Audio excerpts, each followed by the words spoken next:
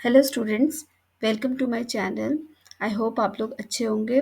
और आज मैं एक्सपेक्ट कर रही हूँ कुछ नए स्टूडेंट्स, क्योंकि द रीज़न इज़ मैं आज स्टार्ट करने जा रही हूँ क्लास 8 के चैप्टर्स। अभी तक मैं क्लास 9th और 10th पढ़ा रही थी और अब मैं 8th भी पढ़ाना शुरू कर रही हूँ।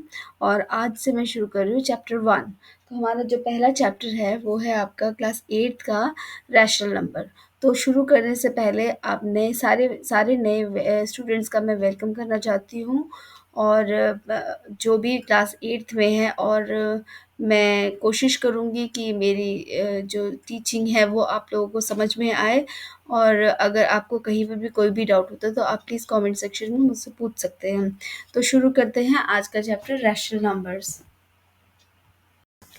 तो हम शुरू करेंगे आज रैशनल नंबर्स। तो रैशनल नंबर शुरू करने से पहले हम एक बार डिस्कस कर लेते हैं हमारे कुछ और नंबर्स भी हैं जो अपने पिछली क्लासेस में किए हैं। जैसे कि आपको पता है कि नेचुरल नंबर्स क्या होते हैं। तो नेचुरल नंबर्स क्या होते हैं आपके any number starting from 1 2 3 and all that up to infinity, ये सारे नेचुरल नंबर्स हैं। अगर इसी नेचुरल नंबर में मैं ज़ीरो ऐड कर देती हूँ तो वो बन जाता है आपका होल नंबर, है ना। तो ये हो गए होल नंबर्स, ठीक है। और अगर ये जो नेचुरल नंबर्स है इनको मैं नेगेटिव और पॉजिटिव दोनों में दे दूँ, यानी होल नंबर को नेगेटिव और पॉजिटिव दोनों में दे दूँ, जैसे कि -2 -1 0 1 2 3, तो ये जो नंबर्स होंगे इनको बोलते हैं हम इंटीजर्स। तो हमने ये तीनों नंबर्स आपने ऑलरेडी किए हुए हैं। और आई थिंक आपने रैशनल नंबर्स भी शायद किए हुए हैं 7th में। तो अभी ये कंसिडरिंग इन तीनों के जो पॉइंट्स हैं इनको कंसिडर करके अब हम रैशनल नंबर शुरू करते हैं। तो रैशनल नंबर क्या होता है? Any number which is the form of p by q, और the number which can be expressed in the form of p by q, and p and q are the integers and q is not equal to 0। तो ये होते हैं rational numbers, यानी कि कोई भी number p in the form of p by q। तो p by q क्या इंटीजर्स हो सकते हैं, यानी कि वो पॉजिटिव नेगेटिव दोनों ही हो सकते हैं। यानी कि अगर मैं इसका कोई एग्जाम्पल दूँ, सपोज करो 7/23 हो गया, तो क्या ये एक रैशनल नंबर है? तो हाँ। क्यों? क्योंकि इसका डिनोमिनेटर है which is not equal to 0, and 7 and 23 दोनों ही इंटीजर्स हैं, ठीक है। अगर मैं इसी की जगह पर लिख दूँ -7/23, तो क्या ये एक रैशनल नंबर है? तो हाँ, ये भी रैशनल नंबर है। क्यों? क्योंकि -7 भी एक इंटीजर है और 23 is also integer and its denominator is not equal to 0, ठीक है। तो यानी कि ये आपके रैशनल नंबर्स हुए। तो कोई भी फ्रैक्शनल नंबर आपका रैशनल नंबर हो सकता है। अगर मैं बोलूँ कि 3 इज़ अ रैशनल नंबर, तो हाँ, 3 इज़ ऑल्सो रैशनल नंबर। क्यों? 3 I can write it like 3/1। तो 3/1 अगर होता है तो 1 क्या है? It is not equal to 0 denominator, that means it is a rational number. तो ये तो हो गए आपके रैशनल नंबर। तो रैशनल नंबर में आपका मैं थोड़ा-सा ब्रश अप करवा रही हूँ ताकि हम आगे चल सकें। और एक बात मैं आर.डी. शर्मा फ़ॉलो करती हूँ, तो ये जो डेफिनेशन है ये भी आर.डी. शर्मा से है, और जो मैं जो कॉन्सेप्ट समझा रही हूँ वो भी आर.डी. शर्मा को फ़ॉलो करते हुए ही समझा रही हूँ। और उसके क्वेश्चंस भी हम करेंगे, और मैं चाहती हूँ कि आप लोग भी उसके क्वेश्चंस करें, सारे क्वेश्चंस प्रैक्टिस करें, और जो भी डाउट है आप मेरे को कमेंट सेक्शन में पूछ सकते हैं। और दूसरी बात ये कि मैं नॉट ओनली आर.डी. शर्मा, मैं एनसीईआरटी के क्वेश्चंस भी हम सॉल्व करेंगे, और जो भी हमारे डाउट्स हैं हम डिस्कस करेंगे, ठीक है। तो अब हम करते हैं इक्विवेलेंट रैशनल नंबर्स। तो सपोज करो मेरा कोई भी नंबर है, सपोज करो 2/3 is a rational number which is in the form of p/q, ठीक है। अगर मैं इस नंबर को एक सेम नंबर से मल्टीप्लाई करती हूँ, सपोज 5 से दोनों को ही मल्टीप्लाई करती हूँ, तो मेरा नंबर क्या बना? It is 10/15। तो जो 2/3 हमारा ओरिजिनल जो रैशनल नंबर था 2/3, एंड जो न्यू नंबर बना दैट इज़ 10/15, तो इनको हम बोलेंगे ये दोनों ही इक्विवेलेंट रैशनल नंबर्स हैं, ठीक है, इक्विवेलेंट रैशनल नंबर्स। सिमिलरली अगर मैं सेम चीज़ ऐसे ही करती हूँ, कोई भी आपका रैशनल नंबर मान लो 15 बाय सपोज करो 30 है, ठीक है। अगर मैं इसको डिवाइड कर रही हूँ, दोनों को ही 3 से डिवाइड कर रही हूँ, तो ये 3 से मैंने दोनों को डिवाइड कर दिया। तो आपका ओरिजिनल इस केस में आपका ओरिजिनल जो रैशनल नंबर था p/q क्या था?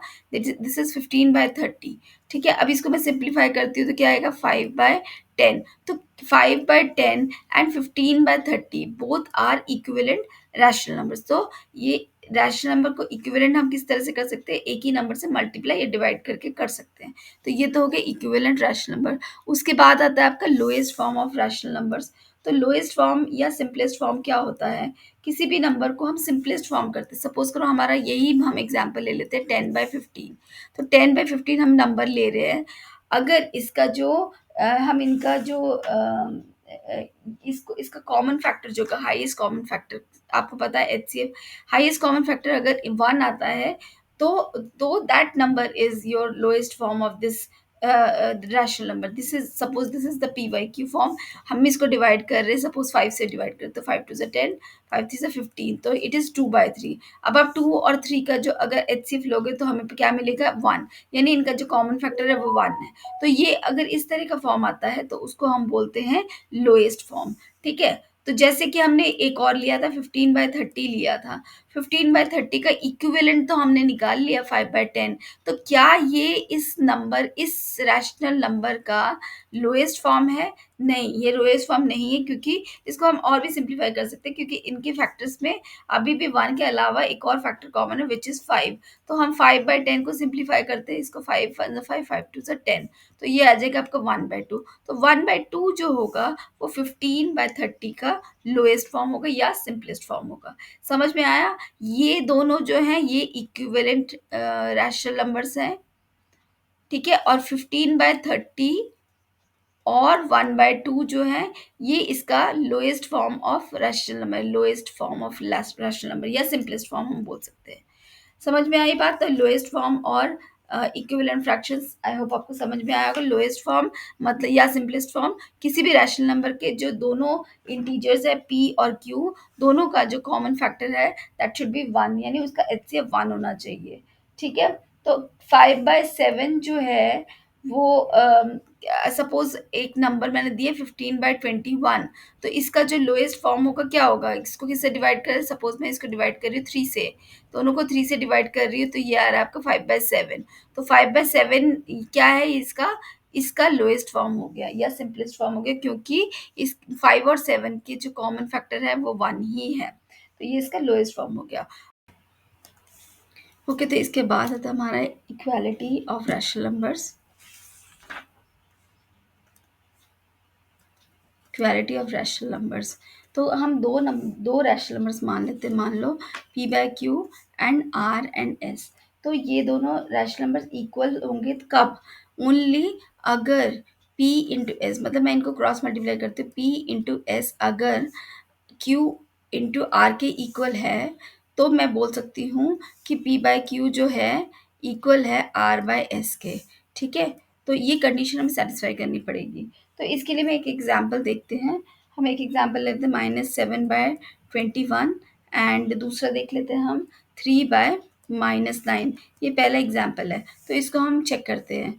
तो इसको चेक करने के लिए क्या करना पड़ेगा, सपोज ये है हमारा p/q, ये हमारा p/q है, और ये हो गया हमारा r/s। तो हमें चेक करने के लिए क्या करना पड़ेगा, ये कंडीशन सेटिस्फाई करनी पड़ेगी, यानी p इंटू एस, तो p और s इन दोनों को मल्टीप्लाई करते हैं। तो सबसे पहले p इंटू एस देखते हैं कितना आता है, -7 इंटू -9 यानी कि 63, और q इंटू आर करते हैं, तो ये कितना आता है हमारा 21 इंटू 3 यानी कि 63। तो क्योंकि अब ये कंडीशन हमारी सेटिस्फाई हो रही है, तो हम कह सकते हैं कि -7/21 जो है इज इक्वल टू 3/-9। ठीक है, तो ये हो गए equal equality of rational numbers. एक और एग्जाम्पल देख लेते हैं इसका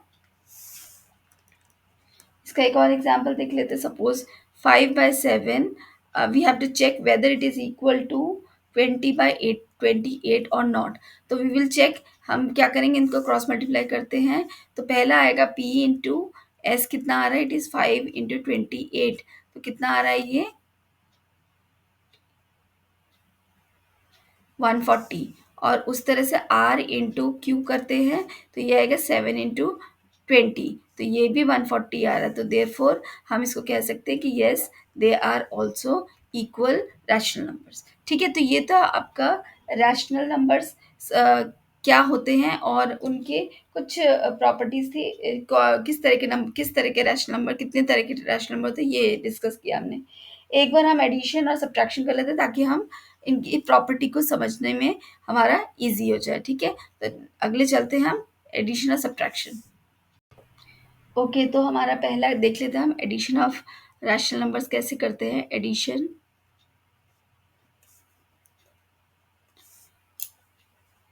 तो इसको हम देख लेते हैं, एग्जाम्पल देख लेते हैं। एक है जैसे 7/9 एंड -12/9। तो पहला जो हम कर रहे हैं, जब आपके डिनोमिनेटर सेम होते हैं उस केस में हम कैसे करेंगे?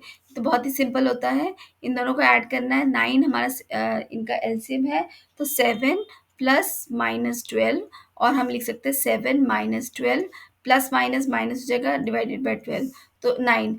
तो ये हो जाएगा आपका -5/9। तो आपका इनका एडिशन का जो आंसर आ रहा है वो है -5/9। ठीक है, एक और इसी टाइप का देख लेते हैं, जब आपके डिनोमिनेटर सेम हो, जैसे कि है 4/-11 एंड 7/11। तो अब इस केस में देखो, आपके डिनोमिनेटर में ये जो है नेगेटिव है, हमें पहले डिनोमिनेटर को पॉजिटिव करना है। तो क्या करते हैं, हम पहले दोनों को मल्टीप्लाई करते हैं -1 से। ठीक है, तो ये हो जाएगा -4/11 एंड दूसरा हो जाएगा 7/11। नाउ हमारा जो डिनोमिनेटर है दोनों का सेम है, तो हम इसको सिंपली ऐड कर सकते हैं। तो -4 + 7 इज़ 3, तो हमारा आंसर आ रहा है 3/11। तो ये तो आ गया एक टाइप ऑफ रैशनल नंबर्स जब आपके सेम डिनोमिनेटर्स होते हैं। अब अगर आपके अलग-अलग डिनोमिनेटर्स होते हैं, या जिसको हम डिस्टिंक्टिव डिनोमिनेटर बोलते हैं, डिस्टिंक्ट डिनोमिनेटर, तो उस केस में हम क्या करते हैं? सेकंड केस जैसे आया आपका, हमारा क्वेश्चन है ऐड 5/12 एंड 3/8। तो इस केस में हम कैसे इसको ऐड करेंगे वो हम देखते हैं। तो यहाँ पर हम देखेंगे, हम इसका एलसीएम लेंगे। हमारा नंबर क्या है, 5/12 प्लस 3/8। ठीक है, तो हम इसका सबसे पहले एलसीएम लेते हैं डिनोमिनेटर्स का। तो डिनोमिनेटर्स का एलसीएम देख लेते हैं, 12 एंड 8, इसको करते हैं हम। 2 6 12, 2 4 8, 2 3 6, 2 2 4। ठीक है, तो इसका कितना आया हमारा 24। ठीक है, तो अब हमें 24 बनाना है, यानी कि हमको 12 को किससे मल्टीप्लाई करें, हमें मल्टीप्लाई करना है। हमारा एलसीएम कितना आ रहा है, एलसीएम आ रहा है हमारा 24, यानी मुझे अब इन दोनों डिनोमिनेटर्स को 24 में कन्वर्ट करना है। तो मैं कैसे करूँगी, 12 को किससे मल्टीप्लाई करूँ, मतलब अगर मैं इसको दूसरे कलर से करती हूँ ताकि इसको अच्छे से समझ में आए। तो अगर मैं इसको मल्टीप्लाई करती हूँ, इसको मल्टीप्लाई करती हूँ मैं 2 से, और तो जो इस नंबर से मैं डिनोमिनेटर को मल्टीप्लाई कर रही हूँ उसी नंबर से मैं न्यूमरेटर को भी मल्टीप्लाई करूँगी। सिमिलरली 8 को किससे मल्टीप्लाई करूँ, 8 को मैं सो दैट कि आई विल गेट 24। तो 8 3 ज़ा 24, तो I will multiply this with 3 and because मैंने डिनोमिनेटर को भी 3 से मल्टीप्लाई किया है, मैं न्यूमरेटर को भी 3 से मल्टीप्लाई करूँगी। तो अब मेरा जो न्यू नंबर बन रहा है वो क्या बन रहा है वो देख लेते हैं। तो हमारा न्यू नंबर बन रहा है 10/24 प्लस 9/24। तो अब देखो डिनोमिनेटर आपका दोनों का सेम है, हम जो न्यूमरेटर्स है उनको सिंपली ऐड कर देंगे, तो इट विल बी 19/24। तो इस तरह से हम, जब हमारे डिस्टिंक्ट डिनोमिनेटर्स होते हैं तो इस तरह से हम ऐड करते हैं। ठीक है, तो ये तो पहला केस हो गया। सेकंड देखते हैं, एक और केस देखते हैं हम।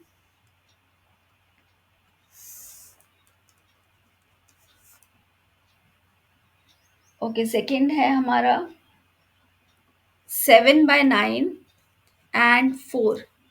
तो हमें पता है 4 is also rational number because इसका डिनोमिनेटर 1 है। अब हम क्या करेंगे, इन दोनों का एलसीएम लेंगे। तो क्योंकि इसका इसका डिनोमिनेटर 1 है, इसका 9 है, तो हमें पता है कि इन दोनों का डिनोमिनेटर का जो एलसीएम होगा वो 9 ही होगा। तो हम क्या करेंगे, 7/9 को किससे मल्टीप्लाई करें, 9 को किससे मल्टीप्लाई करें, तो वी विल गेट 9 ओनली। तो यानी कि ये तो मल्टीप्लाई होगा आपका 1 से, प्लस 4/1। अब 1 को किससे मल्टीप्लाई करें सो दैट कि हमारा एलसीएम, हमारा जो नंबर है 9 हो। तो ये हो जाएगा 9, क्योंकि इन दो 9 और 1 का जो एलसीएम है, यहाँ पर मैं लिख देती हूँ, that is equal to 9, that's why I am multiplying it with 9। तो यहाँ न्यूमरेटर में भी अब 9 से मल्टीप्लाई करो, तो 7/9 प्लस 9 फिर 36/9। तो अब आपके डिनोमिनेटर आपके दोनों के सेम है, आप सिंपली उसको ऐड करोगे तो ये हो जाएगा 43/9। तो योर आंसर इज 43/9। ठीक है, ठीक है। अब एक और चेक कर लेते, एक और टाइप है आपका, जैसे कि हमें दिया हुआ है 8/-15 एंड अदर नंबर इज 4/-3। तो सबसे पहले तो देखो, हमें क्योंकि डिनोमिनेटर हमारा नेगेटिव है, हमको सबसे पहला काम क्या करना है, डिनोमिनेटर पॉजिटिव करना है। तो हम क्या करेंगे, ये कर लेंगे 8 multiply by -1 divided by -15 into -1, ठीक है। एंड इसका क्या करेंगे, 4/-3 है, इसमें भी वही करेंगे, -1 से मल्टीप्लाई, और इसमें भी -1 से मल्टीप्लाई।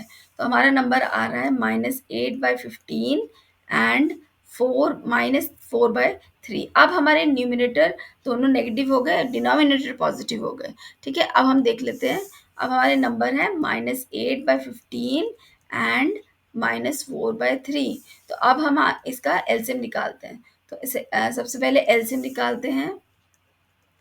LCM of 15 and 3। तो यहाँ पर मैं एक एक चीज़ आपको बता दूँ, क्योंकि जो 15 है वो 3 का मल्टीपल है, यानी 3 के टेबल पे आ रहा है, तो ये श्योर है कि आपका जो एलसीएम है वो 15 ही होगा। अगर आप सिमिलरली अगर आप 2 एंड 16 करते हो, इन दोनों का एलसीएम करोगे तो भी आपका 16 ही आएगा। यानी कि जो स्मॉलर नंबर है उसके टेबल में अगर जो बिगर नंबर है वो आ रहा है या उसका मल्टीपल हो रहा है, तो आप उसी को ही आप एलसीएम मान सकते हो। तो यहाँ पर इस केस में क्या आ जाएगा आपको, मैं इसका करके दिखाती हूँ। 3 5 से 15 एंड 3 1 3। तो यहाँ पर एलसीएम हमारा आ रहा है 15। तो इस तरह से मैं बोल रही थी।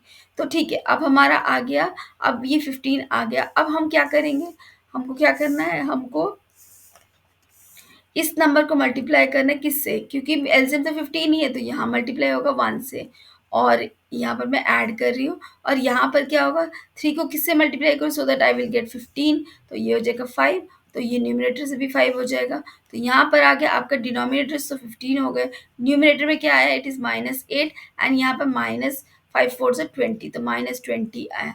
तो ये आया आपका -28/15। तो this is your answer for this question, ठीक है।